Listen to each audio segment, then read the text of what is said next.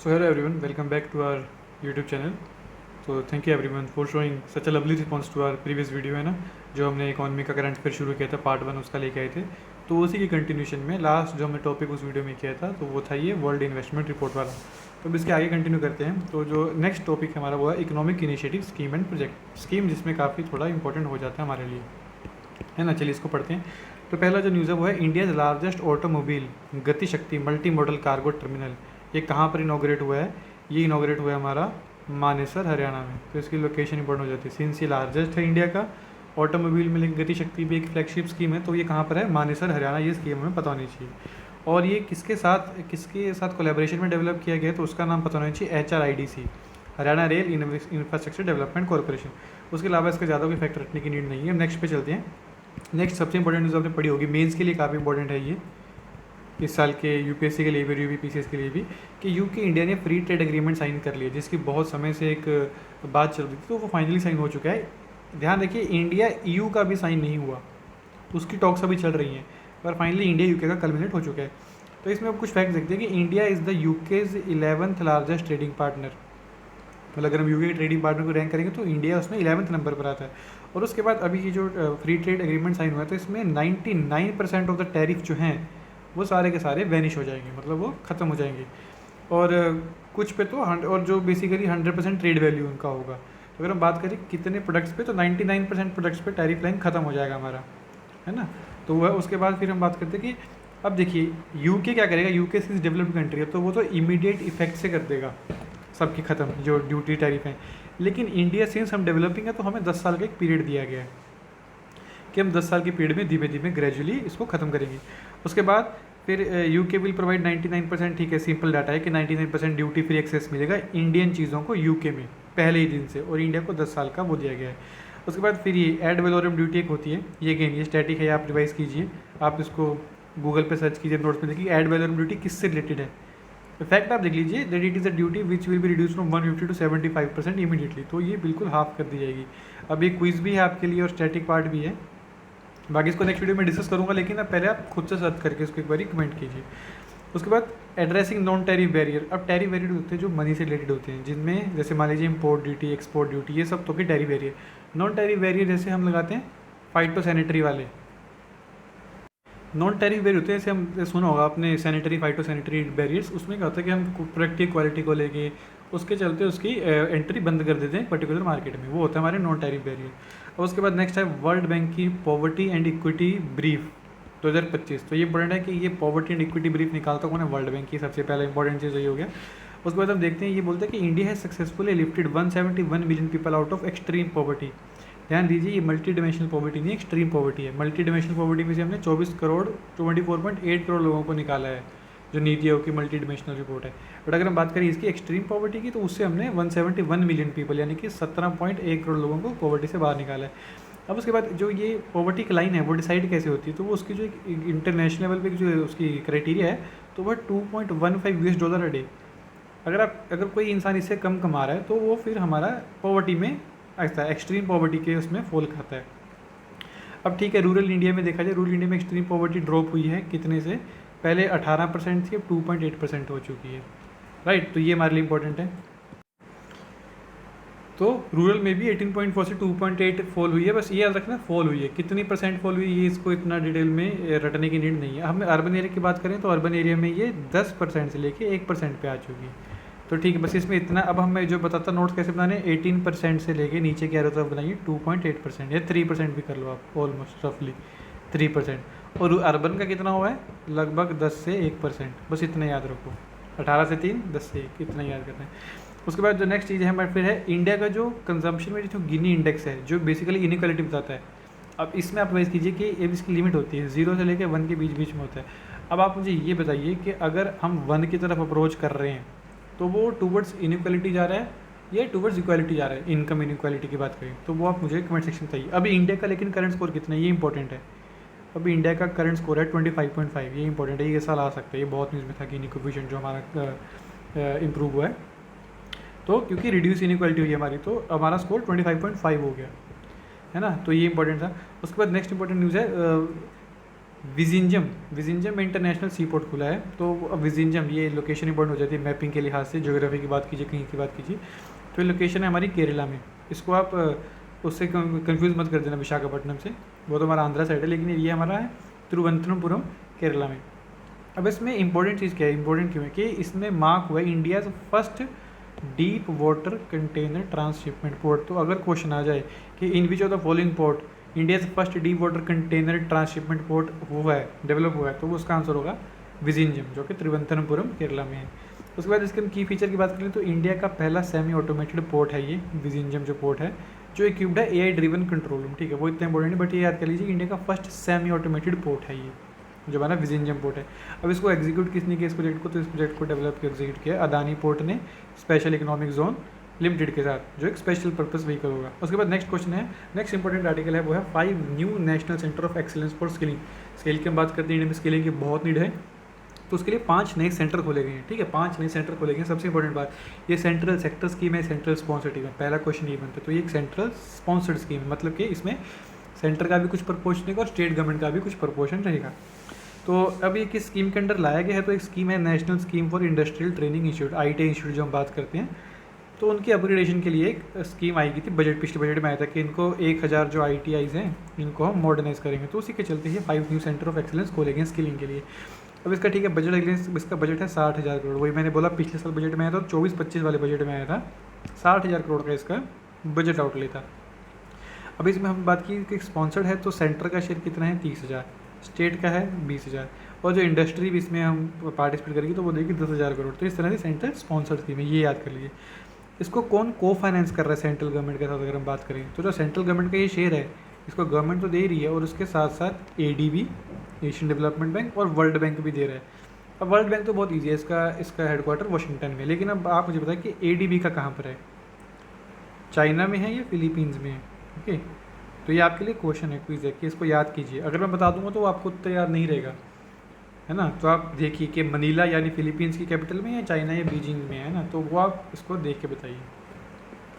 उसके बाद फिर नेक्स्ट हमने बात की कि इसमें स्कीम में था कि फोकस करेंगे 1000 गवर्नमेंट ITIs को मॉडर्नाइज करने में, और 5 नए इंस्टीट्यूट खोले जाएंगे। ठीक है, अब इसके बाद है सेमीकंडक्टर यूनिट खोला गया उत्तर प्रदेश में। सेमीकंडक्टर के अगेन हमारी क्रिटिकल इकोनॉमी इंफ्रास्ट्रक्चर में आता है सेमीकंडक्टर वगैरह जो होते हैं, तो इसको यूनिट्स का यूनिट खोला गया है उत्तर प्रदेश में। और किस किस कंपनी ने साथ में बोला, तो HCL और फॉक्सकॉन जो एप्पल के प्रोडक्ट्स बनाती है अभी साउथ इंडिया में, जिसका एक प्लांट लगा तमिलनाडु में, तो HCL और फॉक्सकॉन मिलके उत्तर प्रदेश में एक सेमीकंडक्टर यूनिट बनाएंगे, एक जो इनका जॉइंट वेंचर होगा HCL और इसका फॉक्सकॉन का। और उसके बाद, और ये लगेगा कहाँ पे, ये लगेगा हमारे जेवर एयरपोर्ट बहुत फेमस है, आपको पता है, लेटेस्ट जो एडिशन हुआ था इंटरनेशनल एयरपोर्ट में यूपी के, तो उसमें जेवर का नाम आता है, तो वहीं पर इसको खोला। और जेवर कहाँ स्थित है, जेवर स्थित है हमारा Yamuna express industrial development authority. तो अगर मैच द फॉलोइंग आ जाए कि कौन सा जो इंडस्ट्रियल है वो कहाँ पर है, तो उसका हमें आंसर पता होना चाहिए कि वो हमारा Yamuna express way industrial development authority के पास उस एरिया में आता है जेवर एयरपोर्ट हमारा। उसके बाद बाकी कहाँ पे, इसके अलावा कहाँ खोलेंगे, तो गुजरात में अगेन खोले, बस ये देख लो गुजरात एंड गुजरात, तो मेजरली तो गुजरात में खोलेंगे। उसके अलावा एक असम में खोला है, और एक हमने खोला है यूपी वाला, जेवर वाला। उसके बाद नेक्स्ट है इंटीग्रेटेड मैन्युफैक्चरिंग क्लस्टर। अब इसमें क्या होता है, अलग अलग इंडस्ट्री दूर दूर होती है, तो उसको अभी यहाँ से भी ट्रांसपोर्टेशन कॉस्ट बढ़ती है, लॉजिस्टिक कॉस्ट बढ़ती है, जो पता है हमें ऑलरेडी 14% के आसपास है GDP का, तो इसको हमें रिड्यूस करना है। तो इसको रिड्यूस करने के लिए हमें क्लस्टर बेस्ड अप्रोच, यानी कि एक ही झुंड में, एक ही जगह में झुंड में इंडस्ट्रीज लगा दो कि इसका प्रोडक्ट यहाँ जाएगा, इसका प्रोडक्ट यहाँ जाएगा, इसका यहाँ जाएगा, और करते करते यहाँ से फाइनल निकल जाएगा। तो पूरा जो ट्रांसपोर्टेशन कॉस्ट था, पोल्यूशन था, वो हमने सारा सेव कर लिया। तो इसके लिए क्लस्टर बेस्ड अप्रोच एक बहुत इंपॉर्टेंट अप्रोच है, तो उसी के चलते इंटीग्रेटेड मैन्युफैक्चरिंग क्लस्टर्स को बनाया जा रहा है। बना कौन है, इसकी एजेंसी कौन सी, national industrial corridor development corporation. ठीक है, और जो हमारी यूपी की स्टेट इंडस्ट्रियल डेवलपमेंट अथॉरिटी है, UPSIDA, तो ये दोनों मिलकर बना रहे हैं। अब इन्होंने क्या किया, जो एक हम पढ़ते हैं western dedicated freight corridor, eastern dedicated freight corridor, तो जो AKIC वाला, मतलब जो अमृतसर से लेकर कोलकाता तक है, जो हमारा ये ईस्टर्न वाला है, तो उसको ये मॉडर्नाइज करेंगे, उसमें थोड़े एडवांस चेंजेस लेके आएंगे, तो उसके चलते यहाँ करा गया इसमें चेंजेस। फिर नेक्स्ट है स्कीम है, गवर्नमेंट स्कीम है NPS वत्सल्य। तो ये बेसिकली क्या है, पेंशन स्कीम है, ये सबसे इंपॉर्टेंट चीज़ है ना, वत्सल्य नाम से पता लग रहा है हमें। तो नेशनल पेंशन स्कीम वत्सल्य है, जो कि बच्चों के लिए, छोटे बच्चों के लिए, माइनर्स के लिए, न्यू दिल्ली में इसको लॉन्च किया गया था। अब इसके कुछ डिटेल्स कर लेते हैं। देखिए, स्कीम वाले मतलब कितनी एज है, ये सब चीज़ें इंपॉर्टेंट होती है, कितनी एज है, कितना इसका प्रीमियम रहेगा, कितने पैसे सबमिट करने पड़ेंगे, है ना, ये सब चीज़ें। तो इसके ऐसे इंपॉर्टेंट डाटा रहते हैं। और इसमें क्या है कि माइनर चिल्ड्रन का एक बैंक अकाउंट बनेगा, उसमें इसको डाला जाएगा, और जब तक वो 18 साल का नहीं हो जाता तब तक उसमें पैसे कॉन्ट्रीब्यूशन डालते रहेंगे, है ना। उसके बाद क्या एनपीएस वत्सल्य को यूनियन बजट 24-25 में इसको अनाउंस किया गया था। तो अभी रिसेंट गवर्नमेंट स्कीम है, ऐसा नहीं कि पुरानी 14-15 की, तो ये अभी फिलहाल पिछले साल ही लॉन्च हुई है।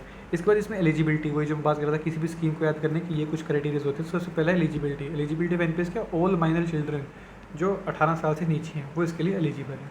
उसके बाद इसको ये जो पेंशन स्कीम है, कोई भी पेंशन स्कीम हो उसको रेगुलेट कौन करता है, PFRDA, pension fund regulatory development authority, तो वो इसको रेगुलेट करेगी पीएफआरडी को। और नेक्स्ट इंपॉर्टेंट क्वेश्चन है इसमें मिनिमम कितना कंट्रीब्यूशन आप कर सकते हैं, ये इंपॉर्टेंट है, इस पर क्वेश्चन आ सकता है, स्कीम से बहुत क्वेश्चन पूछता है हमारे पीसीएस में। तो इसमें जो कंट्रीब्यूशन है वो मिनिमम 1000 रुपये का होना चाहिए, 1000 पर एनम का, per annum note per month, ये इंपॉर्टेंट है, पर एनम है 1000 का, मंथ नहीं है, इसको याद कीजिएगा। उसके बाद अपर कोई लिमिट नहीं है, मिनिमम 1000 और मैक्सिमम जितने मर्जी कीजिए अपने माइनर चाइल्ड के अकाउंट में, तो इसकी लिमिट है। और इसमें क्या है फिर पीएफआरडी जो इस पैसे होगा वो मल्टीपल इन्वेस्टमेंट्स में इसको इन्वेस्ट करेगा, है ना, ये सब चीज़ें इंपॉर्टेंट, ये इतना इंपॉर्टेंट है, बस ये याद कर लीजिए। ऑल माइनर चिल्ड्रन पीएफआरडी रेगुलेट करेगा, मिनिमम कितना है, मैक्सिमम कितना है ना, ये कुछ डाटा होता है जो इंपॉर्टेंट हमें याद करना पड़ेगा। उसके बाद नेक्स्ट है यूनिफाइड पेंशन स्कीम। अब देखिए दो स्कीम्स हैं, एक है यूपीएस, एक है यूनिफाइड पेंशन स्कीम, और एक है न्यू पेंशन स्कीम एनपीएस। तो इनमें कुछ डिफरेंसेस हैं जो हम आगे देखेंगे, है ना। तो पहले हम इस बात करते हैं यूपीएस की बात करते हैं। तो यूपीएस को इंट्रोड्यूस किया गया था, एक सेकेंड सॉरी, तो यूपीएस को जो इंट्रोड्यूस किया गया था वो क्या था, 24 अगस्त 2024, मतलब 2024 से भी लेटेस्ट है, पुरानी नहीं है ना। अब इस स्कीम में क्या होता है, अब ऑब्वियस बता, जो न्यू पेंशन स्कीम थी तो उन पे जो लोग एनरोल थे तो उनके पास एक ऑप्शन था कि वो इसमें रहना चाहते हैं कि यूपीएस में रहना चाहते हैं। तो यूपीएस में नहीं, कुछ एलिजिबिलिटीज़ भी, लेकिन कि अगर आपने कितनी सर्विस की होगी तो ही आप यूपीएस में जा सकते हैं, तो वो सब यही हमारे लिए इंपॉर्टेंट बन जाता है इस आर्टिकल के अंदर। तो सबसे पहले क्या, बट वंस कहते हैं अगर एक बार एम्प्लॉय ने चूज़ कर लिया यूपीएस, है ना, डिसीजन इज़ फाइनल, उसके बाद वो रिवर्स नहीं कर सकता। मतलब अगर कोई एम्प्लॉय एनपीएस से यूपीएस में आ गया तो वो वापस नहीं जा सकता, ये इंपॉर्टेंट है कि ही कांट गो बैक। तो ये अब यूपीएस की डिटेल देखते हैं जो हमने पढ़ा कि इसकी जो इम्प्लीमेंटेशन है, लॉन्च हुई थी ये 24 में, लेकिन इम्प्लीमेंट कब से हुई, तो कम से कम सरकार 1-2 साल का, 1-1.5 साल का कुछ समय देती है ना, कि अभी हमने लॉन्च कर दी, नेक्स्ट फाइनेंशियल ईयर में हम इसको कर देंगे। तो वही है कि नेक्स्ट फाइनेंशियल जब अप्रैल से शुरू होगा तब इसको इम्प्लीमेंटेशन किया जाएगा। बेनिफिशियरी कौन है इसके, सेंट्रल गवर्नमेंट एम्प्लॉय। अब इसके स्टेट गवर्नमेंट एम्प्लॉयज़ भी हैं, वो हम पढ़ेंगे कि पहला स्टेट कौन सा है जिसने यूपीएस को इम्प्लीमेंट किया। तो लेकिन मेजरली पहले ये स्टेट सेंट्रल के गवर्नमेंट एम्प्लॉयज़ के लिए आई थी। अब इसमें एम्प्लॉय जो वर्कर है उसका कितना कॉन्ट्रीब्यूशन एम्प्लॉय का, तो वो 10% उनकी बेसिक सैलरी का और डीएनएस अलाउंस का, ये याद कर लीजिए इंपॉर्टेंट है। 10% एम्प्लॉय जो मतलब जो सर्विस दे रहा है, जो जॉब कर रहा है, उसका 10% ऑफ बेसिक सैलरी, और जो एम्प्लॉयर है बेसिकली गवर्नमेंट हो जाएगी तो वो देगी 18.5% ऑफ एम्प्लॉय का बेसिक सैलरी। तो ये इंपॉर्टेंट है, ये यूपीएससी या फिर यूपीपीसीएस भी इसको इंटरचेंज कर सकते हैं। तो याद होना चाहिए कि एम्प्लॉय कम कंट्रीब्यूट करेगा, है ना, सिंपल सा लॉजिक है, उसके पास कम पैसे हैं, सरकार के पास तो बहुत हैं, तो सरकार देगी 18.5 और हम देंगे 10% ऑफ बेसिक सैलरी।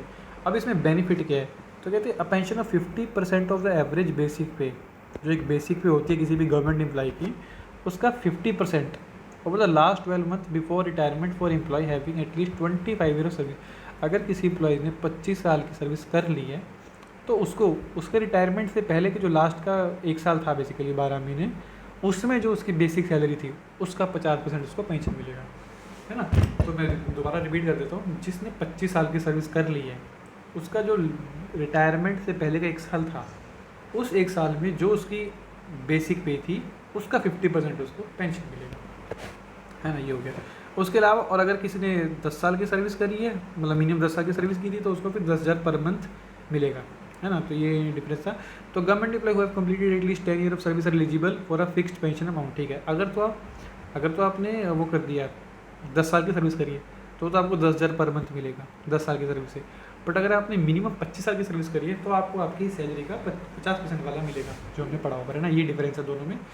तो हमने बात की थी कि सेंट्रल गवर्नमेंट के लिए तो है, लेकिन स्टेट गवर्नमेंट ने भी कुछ ना इसको इंप्लीमेंट कर रही है। तो पहला स्टेट कौन सा है, तो पहला स्टेट है महाराष्ट्र। ये इंपॉर्टेंट है बहुत इस साल के लिए कि महाराष्ट्र पहला स्टेट है जिसने इंप्लीमेंट किया यूपीएस स्कीम को, है ना भाई। उसके बाद आते हैं इंपॉर्टेंट, इससे काफ़ी क्वेश्चन आते हैं, ये पार्ट इंपॉर्टेंट है, इसको स्किप मत करना ना, ये इंपॉर्टेंट, इससे क्वेश्चन बहुत ईजी होते हैं, वो ईजी रहते हैं, कुछ रटना होता नहीं, सिर्फ किसने इसको लॉन्च किया, इंडिया का क्या रैंक था, ये सब देखना होता है। तो चलते हैं इसको आगे बढ़ते हैं। तो पहला United Nation sustainable development goal index 2025, ये बहुत इंपॉर्टेंट है, ये सच में बहुत इंपॉर्टेंट है। आप PYQs अगर करेंगे तो SDG पर खूब क्वेश्चन आते हैं, खूब। जब पेपर हो जाएगा ना 12 अक्टूबर को, तब आप आके देखिएगा, इससे क्वेश्चन पक्का होगा। सेकंड गारंटी SDG बहुत फेवरेट टॉपिक है हमारे पीसीएस का। तो इसको देखते ठीक है, इसकी डेट इंपॉर्टेंट नहीं है, तो देखते हैं इसको रिलीज़ कौन करता है। सबसे पहले इसके नाम में ही है, खैर United Nation sustainable development goal index, तो इसको यूनाइटेड नेशन ही रिलीज़ करता है। यूनाइटेड नेशन कौन सी body? United Nation sustainable development solution network, यानी UNSDSN, ये करके बॉडी है जो इसको रिलीज़ करती है। अब इसमें क्या है, इस रिपोर्ट ने बताया कि none of the 17 global goals के जो 17 SDG गोल हैं, पॉवर्टी से लेके हमारी वो इंस्टीट्यूशन बिल्ड करने तक है ना, वो सारे जो भी हैं, और उनको भी अब वो मेंस के लिए काफ़ी इंपॉर्टेंट हो जाते हैं उनको। लेकिन खैर अभी एक्सपेरिमेंट एज एक्सपेरिमेंट आपको याद होनी चाहिए, 17 सस्टेनेबल डेवलपमेंट गोल हैं। इसमें कोई बताइए मुझे, क्लाइमेट से रिलेटेड कौन सा है? बहुत सबसे अगर बात करें, सबसे ज़्यादा न्यूज़ में जो रहता है वो क्लाइमेट वाला ही रहता है, क्लाइमेट एक्शन वाला। तो वो कौन सा, वो आप मुझे बताइएगा कमेंट सेक्शन में। उसके बाद इसमें क्या है कि जो उन्होंने 2030 तक हमें अचीव, देखिए 2015 में आए थे SDG गोल्स, अगर कोई पहली बार सुन रहा है तो 2015 से लेकर 2030 तक की कुछ वादे किए गए थे कि हम कुछ SDG गोल्स को मीट करेंगे सस्टेनेबल डेवलपमेंट गोल के लिए। बट ये जो रिपोर्ट है 2025 की, ये क्या बोल रही है? ये बोल रही कि भाई हम जिस प्रोग्रेस के लेवल से चल रहे हैं उससे हम 2030 तक एक भी गोल को अचीव नहीं कर पाएंगे, है ना। तो ये स्टेटमेंट इंपॉर्टेंट है कि एक भी गोल को अचीव नहीं कर पाएंगे।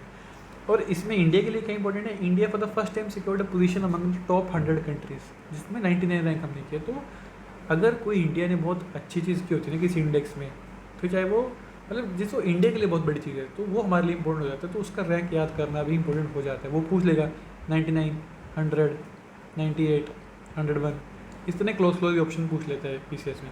तो पता होना चाहिए एग्जैक्ट 99 ही है। अगर मैं फिर से बोल रहा हूँ, अगर किसी इंडेक्स में इंडिया ने बहुत अच्छा करा या कुछ एक सिग्निफिकेंट अचीवमेंट इंडिया के लिए हो, तो वो हमारे लिए बहुत इंपॉर्टेंट हो जाता है ना। तो उसमें इंडिया का रैंक हमें याद करना पड़ता है। तो उसमें आपके 99 है आउट ऑफ 167 कंट्रीज़।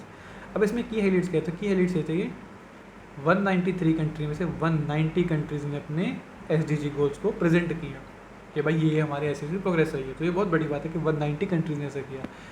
उसके बाद जो टॉप रीजनल प्रोग्रेस की बात करें, अगर रीजन वाइज देखें हम पूरे वर्ल्ड को, तो उसमें ईस्ट एंड साउथ एशिया में हमारे इंडिया भी आता है ना। और कौन कौन सी कंट्री आती है साउथ एशिया में, कितनी कंट्री आती है, उनको रिवाइज कीजिए आप, मैपिंग के लिए इंपॉर्टेंट है। देखिए बताने को मैं बता दूँ, बट मैं इसलिए बताता क्योंकि पहली बात तो नो स्पून फीडिंग नहीं चाहता मैं। दूसरा कि अगर आप सर्च करते हैं तो आप देखिए, या तो आप सोचेंगे नहीं याद कर पाएंगे तो उसको सर्च करेंगे, तो उससे जो आपके दिमाग में चीज़ बैठेगी ना वो ज़्यादा इंपॉर्टेंट रहेगी, वो मेरे लिए इंपॉर्टेंट है। उसके बाद साउथ एशिया और ईस्ट एशिया को टॉप रीजन्स माना गया प्रोग्रेस वाइज, ठीक है। उसके आगे चलते हैं, उसके बाद की हम बात करें तो सॉरी ज़्यादा ऊपर चला गया है ना। अगर हम हाई परफॉर्मिंग कंट्रीज़ की बात करें कि किन कंट्रीज़ ने अच्छा करा, तो उसमें देख लीजिए कौन कौन सी, ठीक है ये कंट्रीज़ इंपॉर्टेंट नहीं है, इसमें इंडिया का कुछ इंपॉर्टेंट नहीं है। तो देखिए टॉप कंट्री कौन सी है। इंडिया का रैंक कितना था 99, लेकिन टॉप किसने किया, टॉप किया फिनलैंड ने। Finland led the SDG index का जो ये इंडेक्स था पूरा। अब उसमें भी हमने देख लिया कि no SDGs on track to be met by 2030 पर, जितने भी SDG गोल है उसमें कोई भी 2030 तक हम मीट नहीं कर पाएंगे। अब इसमें देख लिया हमने कि टॉप 1 कंट्री कौन सी है, फिनलैंड है, जिसका स्कोर है 87, ठीक है। इसको याद मत कीजिए बट पता कीजिए कि 80+ है, 85+ है इसका। बॉटम 3 की बात करें, बॉटम इंपॉर्टेंट, तो बॉटम पे है चैड 165, अफ्रीका की कंट्री है ना। नाइजर के पास है, नाइजर, चैड, ये सब कंट्रीज हैं अफ्रीका की। ये तीनों ही अफ्रीका कंट्री हैं, car, central African region, south Sudan, Chad करके। और देखिए स्कैंडिनेवियन कंट्रीज़ ये हमारी टॉप पे हैं, फिर टॉप पे फिनलैंड है, एंड लास्ट पे चैड है। अब इंडिया की बात करें, इंडिया पहली बार हमने जिक्र किया कि 99th पोजीशन पे है, कितनी वन समथिंग कंट्रीज है, 167 कंट्रीज़ में गए ना, 99 पे रैंक आया इंडिया। इसमें इंडिया का स्कोर कितना है, ये इंडिया का स्कोर हमारे लिए इंपॉर्टेंट होता है, 67 स्कोर और 99 रैंक है, ये इसमें कंफ्यूज मत हो जाना, है ना, ये इंपॉर्टेंट है। और अगर हम बात करें जो पाकिस्तान और बांग्लादेश, ये हमसे पीछे हैं, वो इन्होंने खुद ही बता दिया। भूटान, नेपाल, मालदीव, श्रीलंका, बांग्लादेश, पाकिस्तान, ये सब प्लस इंडिया, ये सब मिलके तो साउथ एशिया बनता है। तो साउथ एशिया की बात करें तो बांग्लादेश और पाकिस्तान हमसे पीछे हैं, बाकी हमसे आगे हैं, बस इतने याद कीजिए, बांग्लादेश पाकिस्तान पीछे, बाकी सब आगे, वो फिर याद ही रहेगा। नेक्स्ट इंपॉर्टेंट रिपोर्ट है वो है ग्लोबल एनर्जी इन्वेस्टमेंट रिपोर्ट। तो मेजरली जो एनर्जी रिगार्डिंग होती है ना, इसको इंटरनेशनल एनर्जी एजेंसी ही निकालती है। तो इसको बाय एक रूल से याद कर लीजिए कि अगर कुछ याद ना है और अटैम्प्ट करना क्वेश्चन तो IEA के साथ चाहिए। अब इसमें उन्होंने क्या बोला, कहते अगर हमें ग्लोबल क्लीन एनर्जी में इन्वेस्टमेंट करना है SDG गोल्स को पाने के लिए, मान लीजिए है ना 2030 तक जो हमारे हैं, तो हमें 2.2 ट्रिलियन की इन्वेस्टमेंट करनी पड़ेगी, है ना। Which is double the combined investment in oil, natural gas and coal. जो ये नॉन फॉसिल फ्यूल है, सॉरी जो ये फॉसिल फ्यूल्स हैं, ऑयल, नेचुरल गैस, कोल, इसमें जितनी इन्वेस्टमेंट होती है इसका डबल करनी पड़ेगी हमें क्लीन एनर्जी के लिए, अगर इसको प्रमोट करना है तो। क्योंकि जो हमारा गोल है कि हमें जो रिन्यूएबल एनर्जी की कैपेसिटी है इसको हमें ट्रिपल करना है, तो ट्रिपल करने के लिए इन्वेस्टमेंट तो करना पड़ेगा। तो वो कितना करना पड़ेगा, $2.2 ट्रिलियन करना पड़ेगा हमें, है ना। अगर हमें रिन्यूएबल एनर्जी कैपेसिटी को 2030 तक ट्रिपल करने ग्लोबल टारगेट है ना। तो ये इंपॉर्टेंट है हमारे लिए। इसके बाद अगर हम बात करें तो नेक्स्ट है India renewable power investment rose from 13 billion in 25 to 37। तो ऑलमोस्ट ट्रिपल ही हो गए 39 तक बात करें, 13 into 3 करके ना, तो ऑलमोस्ट ट्रिपल हो गया हमारा कंट्री का, ऑलमोस्ट ट्रिपल। तो ये इंपॉर्टेंट है हमारे लिए कि 37 बिलियन 2025 तक कर दिया है। अब इसमें हमें होना चाहिए, इसमें आप टारगेट है कि आप बताइए कि सोलर, विंड, हाइड्रो, इनका ऑर्डर क्या है हमारी एनर्जी कैपेसिटी में, और इंडिया का ओवरऑल सोलर कैपेसिटी में कौन सा नंबर है। अभी हमने किसी कंट्री को रिसेंटली पीछे करके टॉप 4 में गए हैं, तो बताइए कौन सी कंट्री को पीछे करके हम कौन से रैंक पे भी हैं रिन्यूएबल एनर्जी कैपेसिटी में, है ना। तो वो है। फिर नेक्स्ट अब देखिए इन्होंने दे दिया कि इंडिया का जो टारगेट है, देखिए 2030 तक तो हमारा टारगेट है कि हमें वो करना है 500 गीगावाट, है ना, रिन्यूएबल एनर्जी करनी है जनरेट। फिर 50% एनर्जी हमारी नॉन फॉसिल से आनी चाहिए। 2070 तक हमें वो करना है, नेट जीरो एमिशन करना है अपना, ना। ये तो हमारे हो गए पंचामृत में जो आते हैं। फिर वो 45% हमें कार्बन एमिशन इंटेंसिटी कम करनी है ना, 2035 तक करनी है 2005 के लेवल से। तो ये सब भी आपको याद होनी चाहिए, इनसे भी क्वेश्चन डायरेक्टली आ सकता है।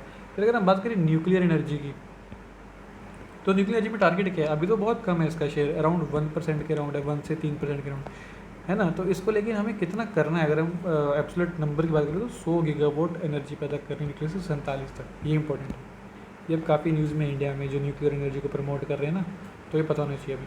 उसके बाद फिर नेक्स्ट है 5th edition of national time release study एक हुआ है, जो नेशनल टाइम रिलीज़ करती है स्टडी। 5th, ये कौन, सबसे पहले बात है कौन इसको रिलीज़ करता है ना, तो मिनिस्ट्री ऑफ कॉर्पोरेट अफेयर्स ने करा है ना। जो मिनिस्टर ऑफ कॉर्पोरेट अफेयर है निर्मला सीतारमण, इन्होंने इसका 5th एडिशन लॉन्च किया है NTRS का, ठीक है। वो कहाँ गया, दिल्ली में, ठीक है, इसमें कुछ इंपॉर्टेंट बात नहीं है। ये बेसिकली है क्या, इसका है time taken for cargo. Cargo यानी जो ये सामान जाता है ट्रकों में, है ना, गुड्स जाती हैं यहाँ से वहाँ, इम्पोर्ट एक्सपोर्ट होते हैं, एक से दूसरे स्टेट में ट्रेड होता है। तो time taken for cargo release helping to valuate the efficiency of clearing process. अब वो ट्रक ने कितनी जल्दी ट्रैवल किया है from location A to B, then वापस B to A, तो ये टाइम की एफिशिएंसी को पता लगाने के लिए हम ये नेशनल टाइम रिलीज स्टडी करते हैं। मिनिस्ट्री ऑफ कॉर्पोरेट अफेयर्स करती है इसको, जिसका काम है इसके रिगार्डिंग कॉमर्स से रिगार्डिंग। फिर डिटेल्स में, ठीक है, ये इंपॉर्टेंट नहीं है कि सिंस 2019 से चलता आ रहा है, 15 लोकेशंस पे चलता आ रहा है, ठीक है, ये इतना इंपॉर्टेंट नहीं है। अब उसके बाद जो इंपॉर्टेंट है वो ये देख लीजिए, इसमें ठीक है, ये भी ठीक है, 3 एडिशनल पोर्ट्स भी इतना करने की नीड नहीं है, बाकी डाटा याद करने की नीड नहीं है कुछ भी इतना खास, ठीक है। आगे चलते हैं, बस ये देख लीजिए कि ये टाइम कितना है ना, कि सी पोर्ट्स की बात करें तो 6 आवर्स का है, ACC की बात करें तो 5 आवर है, ICP की बात करें तो 18 आवर्स है ना। तो ठीक है, इनकी डेफिनेशन दे रखी है, इंटीग्रेटेड चेक पोस्ट, जो हमारे कंट्री होते हैं, जैसे बांग्लादेश के साथ हमारे ICPs है ना, तो वो सब चीज़ें, ये इनकी एब्रीवेशन यहाँ से करके बस देख लीजिए कितने दिन का टर्न अराउंड टाइम है ना। एवरेज रिलीज टाइम की बात करें तो सी पोर्ट में सबसे कम है, देन ACC में, देन ICP में। तो बस ये ऑर्डर बताना चाहिए कि ICP में सबसे ज़्यादा समय लगता है और सी पोर्ट में सबसे कम समय लगता है, ये इंपॉर्टेंट है हमारे लिए। तो ये था, एक सेकंड, इसको मैं ज़रा दोबारा कर दूँ, कुछ कन्फ्यूज़न हो, अगर किसी को लग रहा हो कन्फ्यूज़न मैंने अच्छे से नहीं कराया, तो ये बोलते हैं इम्पोर्ट सेगमेंट की बात करें तो जो एवरेज रिलीज टाइम है डिक्लाइंड बिटवीन, ये डिक्लाइन हुआ 2013 से लेकर 25 तक, जो कि अच्छी बात है हमारे लिए अक्रॉस सी पोर्ट। तो सी पोर्ट में कितना डिक्लाइन हुआ है, सॉरी शायद मैंने उसको गलत समझा दिया आपको, कन्फ्यूजन के चलते। तो सी पोर्ट में 6 घंटे कम हुआ है टाइम, ACC में 5 घंटे कम हुआ और ICP में 18 घंटे कम हुआ है टाइम, जो कि अच्छी बात है हमारे लिए, रिलीज टाइम कम हुआ है। एक मान लीजिए बांग्लादेश से कोई चीज़ यहाँ पे आ रही है, पहले वो लेती थी 20 घंटे, अब ले रही 2 घंटे, 18 घंटे टाइम कम हो गया, तो अच्छी बात है, तो वो चीज़ बताना चाहता हूँ। फिर नेक्स्ट, ये सबसे इंपॉर्टेंट है, मैंने बात की थी SDG, और दूसरा जो इंपॉर्टेंट इंडेक्स है वो है ह्यूमन डेवलपमेंट इंडेक्स, ये नेक्स्ट सबसे इंपॉर्टेंट है। तो इसमें इसको सबसे पहली बात इसको रिलीज़ कौन करता है, UNDP इसको रिलीज़ करता है, यूनाइटेड नेशन डेवलपमेंट प्रोग्राम, 2025 के लिए इसको रिलीज़ किया गया है। अब इसमें इसका थीम था, टाइटल इसका इंपॉर्टेंट टाइटल है इसका, people and possibility in age of AI, ये इंपॉर्टेंट है टाइटल इसका, ठीक है। फिर नेक्स्ट आगे चलते हैं, तो इसको रिलीज़ करते हैं, ठीक है। अब इसमें हुआ क्या था, ग्लोबल जो ह्यूमन डेवलपमेंट इंडेक्स है, so it's smallest increase since 1990। अगर बात करें 1990, हर साल जो रिलीज़ होता है एनुअली, तो जो सबसे कम इम्प्रूवमेंट देखा गया है ना, तो वो देखा गया इस वाले में जो 25 वाला था। आइसलैंड ने इसको टॉप किया। SDG में किसने किया था बताइए ज़रा, रिवाइज कीजिए उसको, है ना। और HDI में किसने किया, आइसलैंड ने किया, जो कि अगेंस्ट स्कैंडिनेवियन कंट्री है। और सबसे नीचे कौन था, वो था साउथ सूडान। और वहाँ कौन था सबसे नीचे, वहाँ था चैड। चलिए ये मैंने बता दी, लेकिन SDG में सबसे टॉप किसने किया था वो आप मुझे बताइए। हिंट आपको मैंने दे दिया है ना समझ गया होंगे जिसको याद होगा। तो इसमें साउथ सूडान था सबसे लोएस्ट। अब इसमें याद है इंपॉर्टेंट, इंडिया का रैंक। इंडिया का रैंक है 130 और इंडिया का स्कोर कितना है ये इंपॉर्टेंट है ना। तो ये हमारे लिए इंपॉर्टेंट होते हैं। सॉरी, HDI रैंक 133 है। 130 नहीं तो सीरियल नंबर होगा रैंक जो भी करके ना। HDI का रैंक हमारा 133 है। तो ये इंपॉर्टेंट है। स्कोर कितना है ये इंपॉर्टेंट है, 0.685 है। तो वही बात कर रहा है कि इंडिया का जो इंप्रूवमेंट हुआ है, पहले 133 था 22 में, अब कितना है 113 2023, है ना। कुछ इन्होंने कन्फ्यूज़ कर दी, यहाँ पर भी रैंक दे रखा है और यहाँ पर भी रैंक दे रखा है। ओके ठीक है, माई बैड, सॉरी। तो ये 2022 का रैंक है ना, 2022 से 133 था, अभी करंट कितना है 130। Sorry, my bad. ये कुछ इन्होंने डाटा इस तरह से दिया तो मैं कन्फ्यूज़ हो गया। तो 130 है अभी करंटली और पहले था 133। स्कोर है 0.685। तो दो चीज़ें 130 एंड 0.685, है ना। ये दो जीरो हमें याद करना है। टॉप किसने किया, आइसलैंड ने। सबसे नीचे तो साउथ सूडान, ये इंपॉर्टेंट है। अब इसके बाद अभी इंडिया किस कैटेगरी में, तो अभी डिस्पाइट ये जो उन्होंने कैटेगरी दे रखी है कि जो अगर तो आपका HDI 0.7 से ऊपर है तो आप हाई ह्यूमन डेवलपमेंट है ना। उसके नीचे फिर आप मीडियम ह्यूमन डेवलपमेंट कंट्रीज़ में है। चाइना की बात करें, हमारा वन ऑफ द कॉम्पिटिटर, तो उसका 78 रैंक था। ठीक है, इसका रैंक याद करने की नीड नहीं है। सीधे सबकी दिल्ली से किसका रिलेटिवली हमसे बुरा है हमारे नेबर्स में से।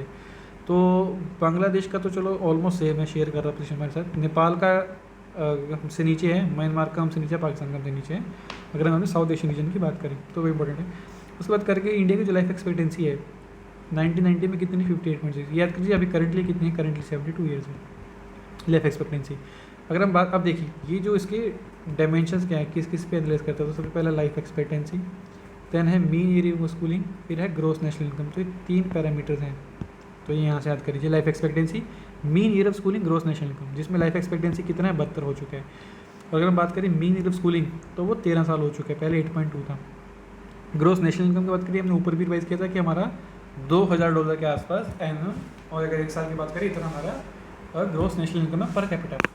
उसके बाद फिर कुछ ये ना inequality adjusted human development index होते हैं। मान लीजिए HDI तो पता है, अब HDI में बहुत सारी चीज़ें जो इनक्वालिटी नहीं लेती, तो उस इनक्वालिटी को सारे फैक्टर्स फैक्टर इन करके डी में जाने की नहीं है, बस इसमें इंडिया का रैंक देख लीजिए। इसमें भी आइसलैंड टॉप कर रहा है।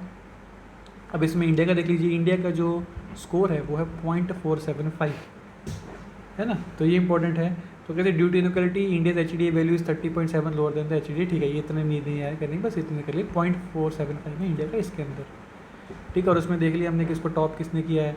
उसके बाद फिर है global multi dimensional poverty index 2024। इसमें ठीक है, अगेन इसमें देख लीजिए कि कितने लोगों को ये वो रैंक करता है ना। तो इसमें बताइए कि overall globally 1.1 billion people 112 developing countries में मल्टी डिमेंशनल पॉवर्टी में रहते हैं। ये इंपॉर्टेंट है। इसमें आप इंडिया वाला ज़्यादा याद रखिए, वो ज़्यादा अच्छा है। वो हमने पढ़ा था कि 24.8 करोड़ लोगों को निकाला है पिछले 10 साल में, है ना। तो 248 बिलियन लोगों को निकाला है।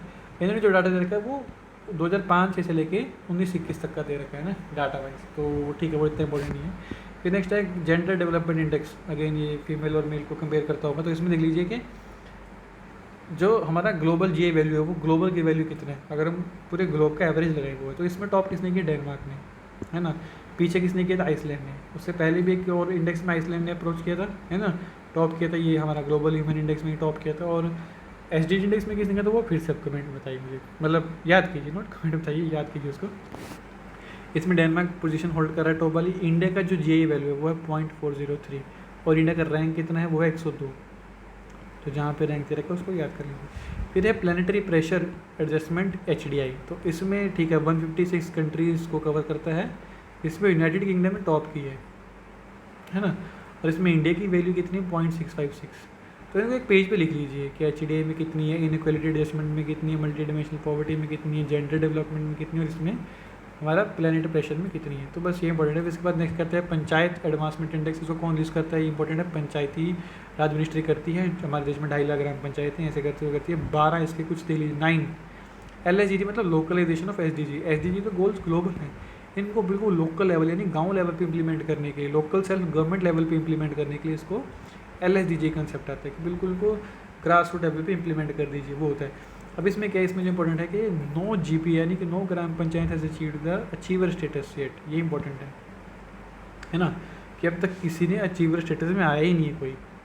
तो उसके बाद फिर हम नेक्स्ट देखते हैं कि एस्पिरेंट, ये ठीक है, मतलब ये देखिए कि सबसे ज़्यादा ग्राम पंचायत कहाँ पे है, तो सबसे ज़्यादा ग्राम पंचायत हमारे एस्पिरेंट कैटेगरी में, अचीवर में तो हमने देख लिया, सबसे ज़्यादा है हमारे एस्पिरेंट कैटेगरी में, इंपॉर्टेंट है।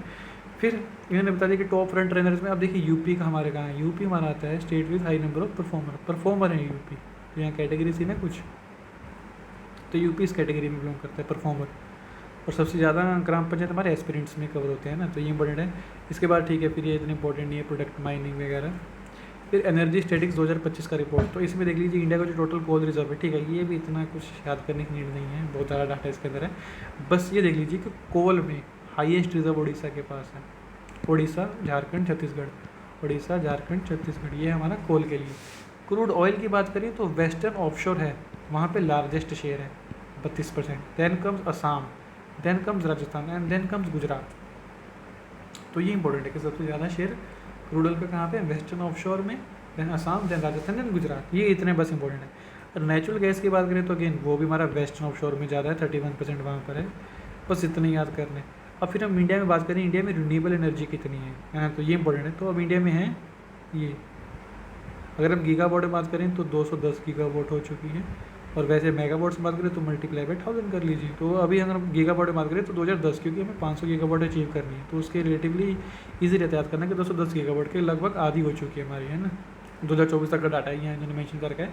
लार्जेस्ट शेयर पोटेंशियल का कहाँ से आता है, विंड एनर्जी की अगर हम बात करें तो विंड एनर्जी का सबसे लार्जेस्ट शेयर है, वो इन्होंने दे रखा है। हाँ, तो अभी इन्होंने क्या दे रखा है कि जो विंड एनर्जी देखिए, इसका दो होता है, एक होता है 150 मीटर हाइट पे अगर हमारी विंड मिल लगी है, और एक अगर 80 मीटर पे लग रही है ना, तो उसकी तरह से अलग अलग रहते हैं। तो जो लार्जेस्ट शेयर है पोटेंशियल का इस रिन्यूएबल एनर्जी का, तो वो आता है हमारा विंड एनर्जी से, कितना 55.17%। फिर सोलर से आता है 35%, एंड देन लार्ज हाइड्रो से आता है हमारा 6.32%, है ना। तो ये ऐसे इंपॉर्टेंट है। स्टेट वाइज की बात करें तो सबसे ज़्यादा आता है राजस्थान से, देन आता है महाराष्ट्र से, देन आता है गुजरात से। तो RMG ऐसे याद कर लीजिए, RMG कोड यहाँ पे RMG लिख लीजिए, जब भी नेक्स्ट टाइम रिवाइज करेंगे तो RMG राजस्थान, महाराष्ट्र, गुजरात, खत्म, डाटा पढ़ने की नीड ही नहीं, मुझे RMG से याद आ जाएगा, है ना। अब ये मैंने लिख लिया ऊपर, तो बस याद आएगा मुझे इस पेज पे क्या रिवाइज करना है। अगर सेक्टर वाइज कंट्रीब्यूशन की बात करें, इंस्टॉल्ड कैपेसिटी में, पोटेंशियल की बात नहीं कर रहा, इंस्टॉल कैपेसिटी, पोटेंशियल है कि इतना पोटेंशियल है, पोटेंशियल बात करें तो इसमें इतना पोटेंशियल है 11,000 है ना, इतना करके जितना भी ये दे रखा फिगर 11 लाख सॉरी। अगर आप कैपेसिटी को कितना इंस्टॉल्ड है ग्राउंड लेवल पे, तो उसमें बात करें तो उसमें सबसे ज़्यादा आता है सोलर पावर, कितना है 57%, तो वो इंपॉर्टेंट है। फिर डोमिनेंस ऑफ कोल की बात करें कि अभी भी हमारी इकोनॉमी में डोमिनेंस ऑफ कोल है, कितना है 79% of countries total domestic energy हमारी अभी भी आज भी कोल से आती है। फिर ज़्यादा डाटा याद करने की नहीं, याद कर लीजिए कि हम इंडिया नेट इम्पोर्टर है कोल का, वो कि लार्जेस्ट प्रोड्यूसर वगैरह होने के बावजूद भी, one of the largest producer होने के बावजूद भी हम नेट इंपोर्ट करते हैं कोल की क्वालिटी हमारी इंडिया में इतनी अच्छी नहीं है। नेचुरल गैस भी हम इंपोर्ट करते हैं, है ना। तो ये सब चीज़ें हैं। फिर पर कैपिटल इलेक्ट्रिसिटी कंबशन, ठीक, कंजप्शन, ठीक है, ये इतना इंपॉर्टेंट नहीं याद करना, ठीक है। तो लेक्चर अभी ऑलमोस्ट आधे घंटे का हो चुका है, ज़्यादा बड़ा लेक्चर फिर लोग भी देखना पसंद नहीं करते, है ना। तो हम इसको अभी लेक्चर पे ही रखते हैं। जो नेक्स्ट है वो हम ट्राई करेंगे कि एक ही लेक्चर लेके आएँ और उस थर्ड लेक्चर में सारा कवर कर दें जो इकॉनमी बाकी का पेंडिंग है ना, जितने पेज ही पेंडिंग हुए वो बुक में देख लेना, 94 पे हैं। और इकॉनमी आई थिंक देख लेते कहाँ तक है, मैंने पढ़ी हुई सारी, बस मुझे रिकॉर्ड ही करने लेक्चर, तो ज़्यादा समय लगेगा नहीं मुझे। तो 94 से लेके वेट, ये बजट में तो हम अलग से लेके आएंगे, बजट वाला जो है तो 104, तो यानी कि लगभग 20 पेज बचे, तो इसको मैं नेक्स्ट लेक्चर में कवर कर लूँगा। फिर एक बजट और इकोनॉमिक सर्वे यूपी का सेंटर का ना, उसको अलग से ले आएंगे। इकोनॉमिक सर्वे मैंने पढ़ रखे मेन चीज़ें, तो उसको ले आएंगे नेक्स्ट लेक्चर में, तो हमारा इकोनॉमी कवर हो जाएगा। तो थैंक यू, अगर आप यहाँ तक बने रहे, very very much thank you. Video को लाइक कीजिएगा, अपने दोस्तों के साथ शेयर कीजिएगा और चैनल को सब्सक्राइब कीजिएगा। और हमारे जो टेलीग्राम चैनल का लिंक है वो हमारी डिस्क्रिप्शन बॉक्स में है, आप उसको ज्वाइन कीजिए। कोई भी डाउट हो आप हमसे 24/7 वहाँ पर पूछ सकते हैं और कमेंट सेक्शन में भी कर सकते हैं। Thank you very much.